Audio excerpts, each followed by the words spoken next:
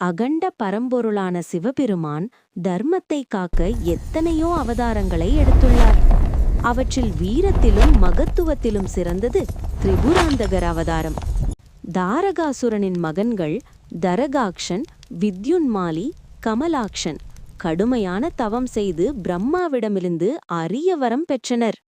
தங்கம், வெள்ளி, இரும்பு ஆகிய 3 நகரங்களை பெற்ற அவர்கள் அவற்றை வானில் பறக்க செய்து தேவர்களை துன்புறுத்தினர். அந்த 3 நகரங்களும் ஒரே நேரத்தில் ஒரே கோட்டில் வந்தால் மட்டுமே அழிக்க முடியும் என்ற வரம் இருந்தது. அசுரர்களின் அட்டகாசம் அதிகரிக்க தேவர்கள் சிவபெருமானை நாடினர். அப்போது சிவன் திரிபுராந்தகர் வடிவம் எடுத்தார். பூமியே ரதமாக, சூரியன் சந்திரன் சக்கரங்களாக, மேருமலை வில்லாக, வாசுகி நூலாக, விஷ்ணு அம்பாக அமைந்தனர்.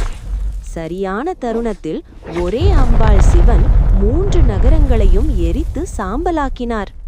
இந்த தெய்வீக நிகழ்வு திரிபுர சம்ஹாரம் என்று போற்றப்படுகிறது.